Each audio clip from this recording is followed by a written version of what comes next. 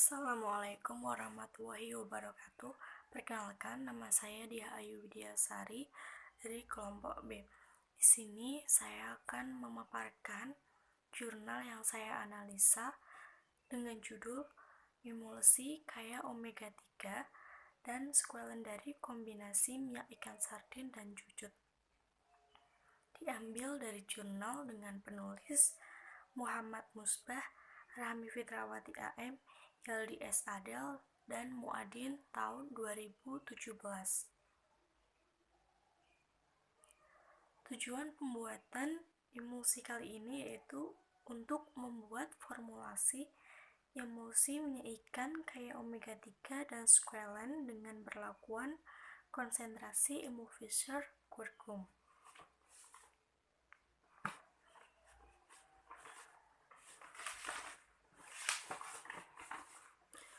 Kemudian emulsi itu sendiri menurut FI edisi 3 yaitu sediaan yang mengandung bahan obat cair atau larutan. Obat terdispersi dalam cairan pembawa distabilkan dengan zat pengemulsi atau surfaktan yang cocok. Kemudian menurut FI edisi 4, emulsi adalah sistem dua fase yang salah satu cairannya terdispersi dalam cairan yang lain dalam bentuk tetesan kecil.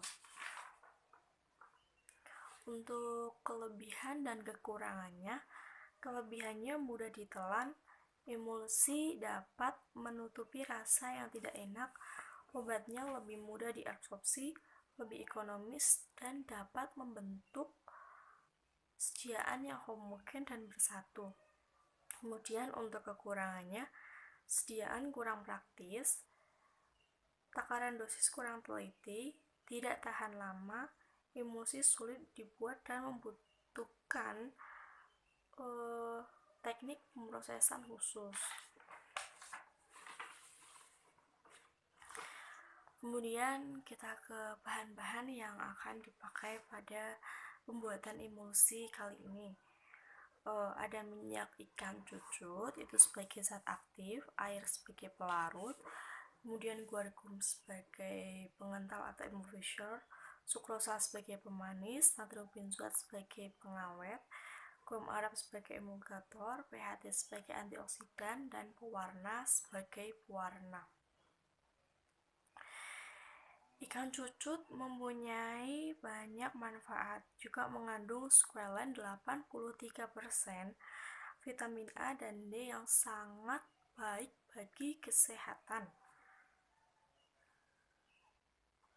Untuk squalene sendiri berkhasiat sebagai penguat stamina tubuh, menyembuhkan liver, kencing manis, dan mencegah degeneratif.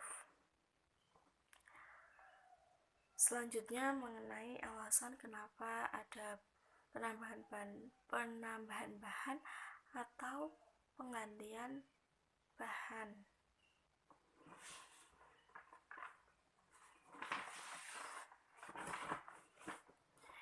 Yang pertama, alasan penggantian bahan konsentrasi zat aktif. Awal mula saya menggunakan minyak ikan sarden, lalu saya mengganti zat aktif tersebut dengan minyak ikan cucut.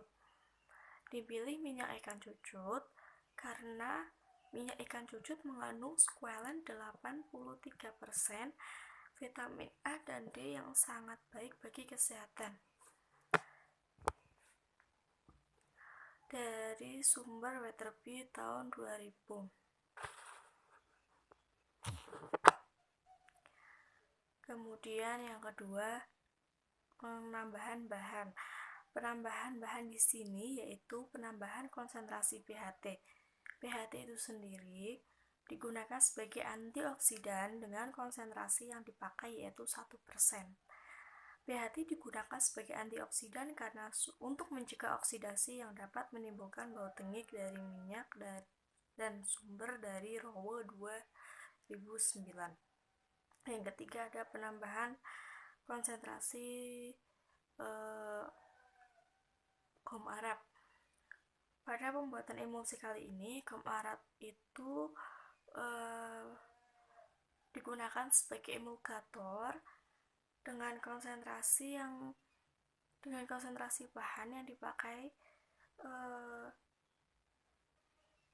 biasanya itu 10-20%. Sumber dari Rowell tahun 2009.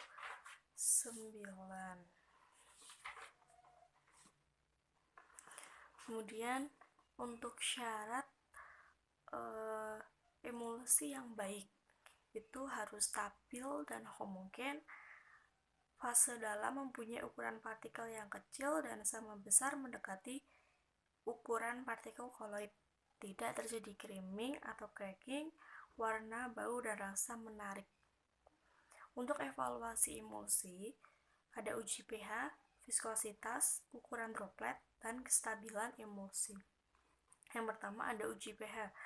Pada pH kontrol 5,78 berada di bawah nilai perlakuan penambahan guar gum. Untuk pH kontrol, penyimpanan hari keempat sampai hari ke-32 tidak dilakukan pengujian dikarenakan emulsi kontrol tengah mengalami sudah mengalami pemisahan 100% sebelum hari keempat. Nilai pH menyatakan bahwa semakin banyak penambahan guar gum, maka nilai pH semakin tinggi.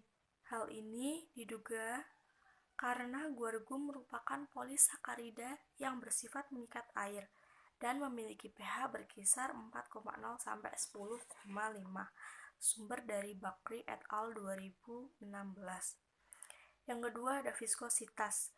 Pada uji viskositas, kontrol tersebut tidak dilakukan pengukuran karena telah mengalami pemisahan 100% emulsi sebelum penyimpanan hari keempat.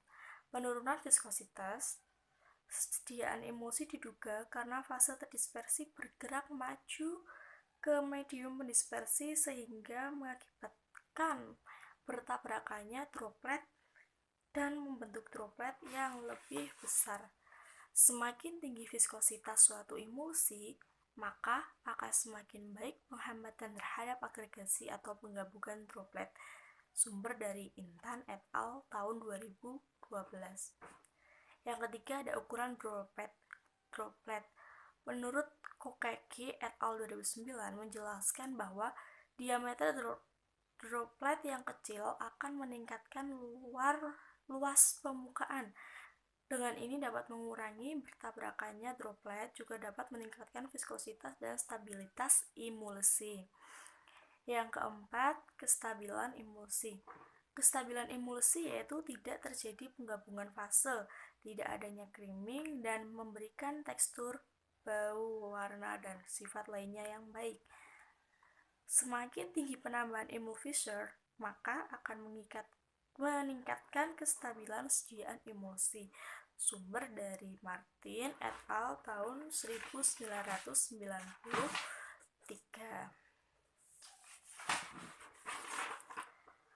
Kesimpulannya, dari pemaparan di atas dapat disimpulkan bahwa uji kestabilan dan ukuran droplet sediaan emulsi yang baik dihasilkan pada formula dengan konsentrasi guar gum 1,1%.